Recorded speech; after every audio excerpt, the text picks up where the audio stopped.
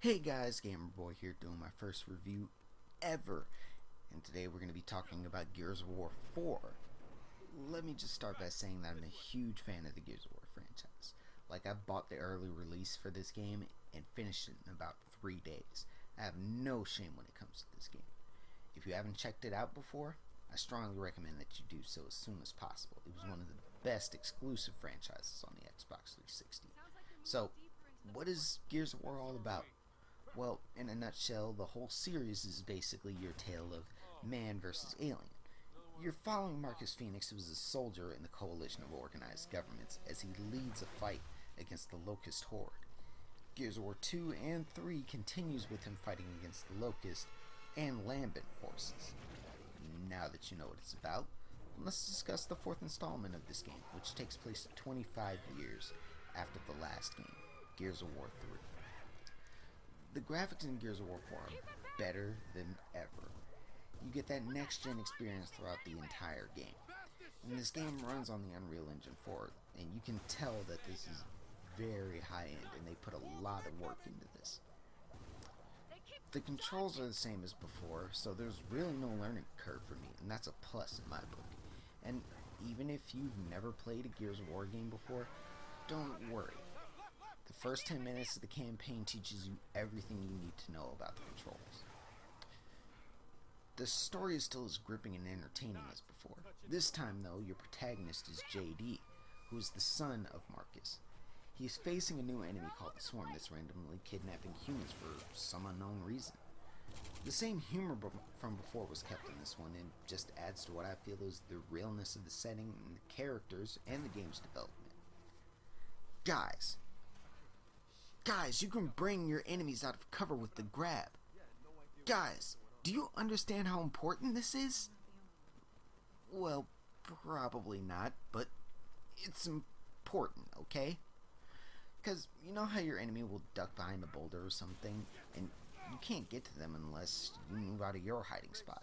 Then, of course, you die stupidly. Well, not anymore. Now you can grab your enemy from that hiding spot and kill them with a knife attack. Or just shotgun them, shoot them. It's basically similar to the mantle kick from Gears of War 3, where you could dive over cover and kick your enemy if they're sitting behind it. But instead of possibly missing them because they decide to move out of the way, you can grab them to keep them from moving. The weapons I have no complaints about, and the reloading system is still the same, and they did add in a couple of new weapons. They were really good weapons, by the way. Personal favorites, I would say, are the new shotgun, the Overkill, which is a 2-burst shotgun. It does some very serious damage up close, and even has some good damage from range. Also, one of the new heavy weapons, the Buzzkill.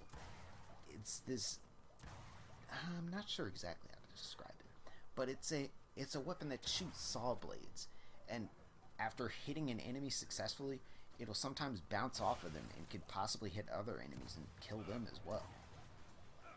The AI characters aren't useless. I can honestly depend on them to heal me when I'm dead, and they don't always end up walking out into the line of fire. As far as I know, I haven't seen a lot of them go down, and they're good at doing support fire and even tossing grenades and killing stuff. Now, if we talk about the good, we gotta talk about the bad.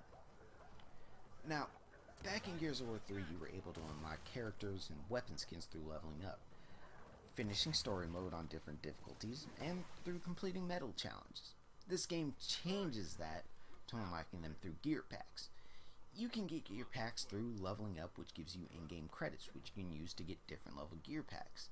If you don't feel like playing to level up, you can always just buy gear packs. It doesn't change much gameplay-wise, but it's just an unwelcome change and just seems like a way to grab more money from people. Let's talk about these story plot holes while we're at it.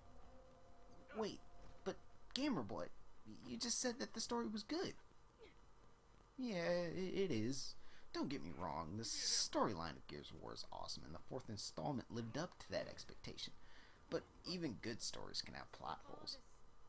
Ask any bookworm about their favorite book series, and they will admit that even finished series have some unanswered questions, and some unexplained things. Just think of your favorite TV show. Got any questions or observations that left you scratching your head? Yeah, you do. Don't deny it. So does this game. In my opinion, there was too much alluding to things for my taste. Then when it came to the characters themselves, there was little to no information about them. So this might be major spoilers here, but it's mentioned that Dell and JD went AWOL.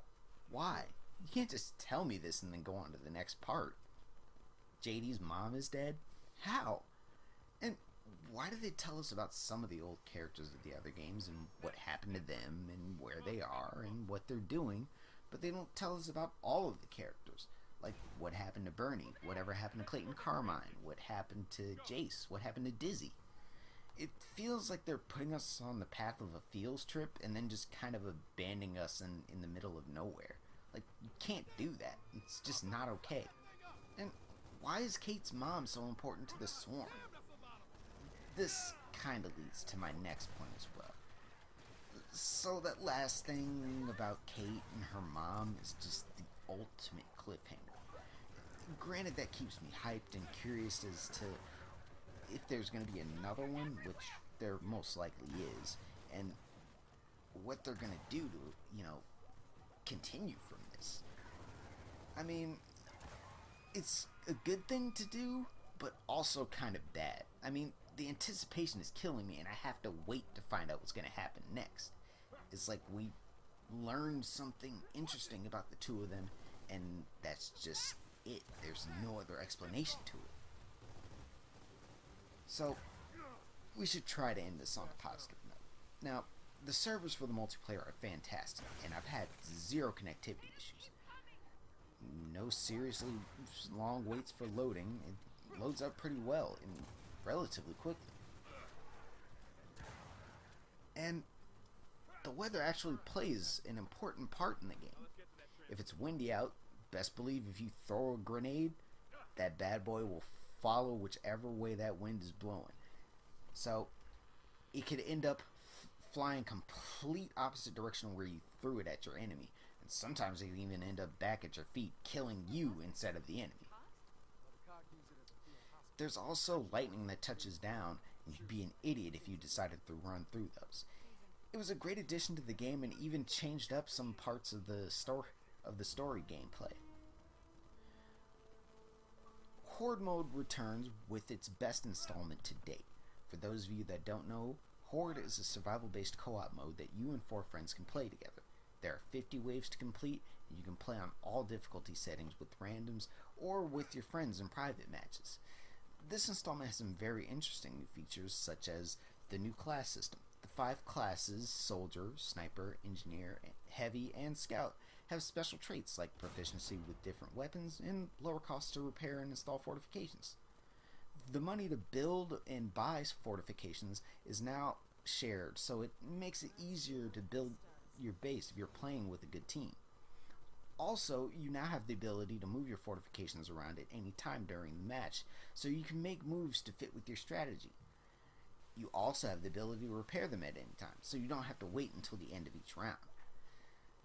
So I know what you all want to know about is the multiplayer, right? This installment sees the return of fan-favorite modes like Warzone, Guardian, Execution, Team Deathmatch, and King of the Hill. It also includes new modes like Arms Race, where you start with a common or weak weapon, and your team has to get 3 kills to move on to the next weapon. And it just kind of continues till you get to the most powerful weapon, and once you get 3 kills with that final weapon, you win the match. Then there's Escalation, where the goal is to capture 3 rings on the map, or hold the rings long enough to get enough points to get that win. And my personal favorite, Dodgeball, which starts out as your basic TDM, but there's a catch: there are no respawns.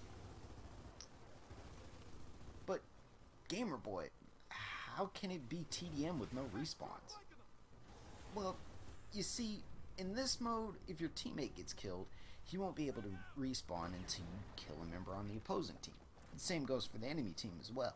They gain a member back after they kill one of your team members, which can lead to some very fun and intense moments.